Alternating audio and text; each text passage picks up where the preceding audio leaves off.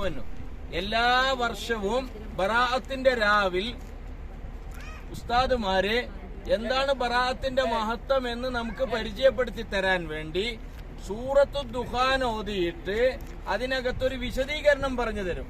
മഹാനായ ഇക്രിമ റളിയല്ലാഹു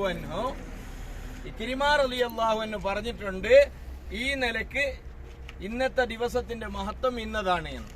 ഇതിൽ നമ്മൾ പ്രധാനമായി മനസ്സിലാക്കേണ്ടത് എന്താണ്? ആ ഇക്രിമ റളിയല്ലാഹു അൻഹു വലിയ നിരാശകൾക്ക് ശേഷം ഭയങ്കരമായ പ്രതീക്ഷയും ഹബീബായ തങ്ങൾ സല്ലല്ലാഹു അലൈഹി വസല്ലമയുടെ ആഗ്രഹവുമായിരുന്ന വലിയ ആഗ്രഹമായിരുന്നു ഇക്രിമ റളിയല്ലാഹു അൻഹുവിന്റെ ഹിദായത്ത്.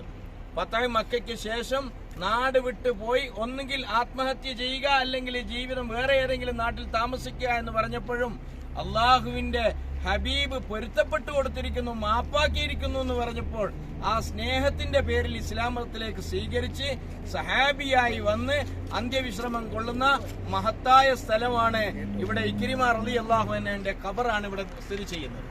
അല്ലാഹു തആല ആ മഹാനോടൊപ്പം നമ്മയും സ്വർഗത്തിലേക്ക് എത്തിച്ചേരുമാറാവട്ടെ. ആ സഹാബി നിന്ന മണ്ണിലേക്കാണ് നമ്മൾ എത്തിയിരിക്കുന്നത്.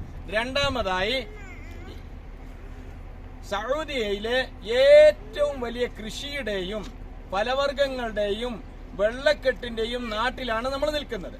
ആ നാട്ടിലെ വെള്ളക്കെട്ടിനെ വെള്ളം പിടിച്ചു നിർത്തുകയും മറ്റുള്ളവരിലേക്ക് തിരിച്ചുവിടുകയും ചെയ്യുന്ന അണക്കെട്ടിന്റെ പേരാണ്, അണക്കെട്ട് എന്നുള്ള അർത്ഥമാണ് സദ് എന്ന് പറയുന്നത്.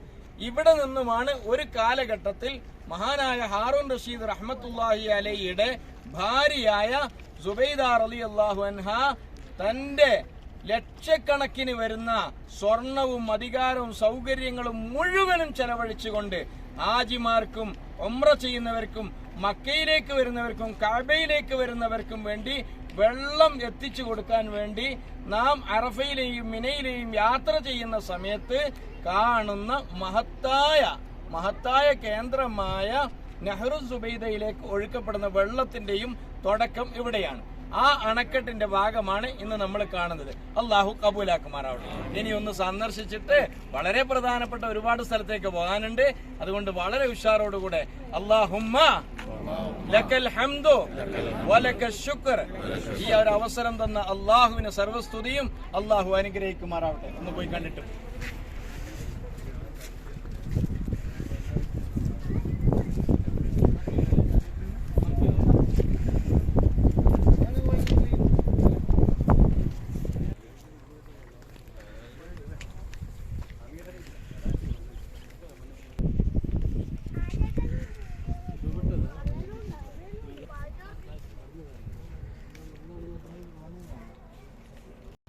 അതായത് ഇവിടുന്ന് പിന്നെ ഇന്നലെ അറഫയിൽ കണ്ട തടാകം ഉണ്ട്, ഇവിടുന്ന് വെള്ളം ആണ് പാർസലാക്കിയത്.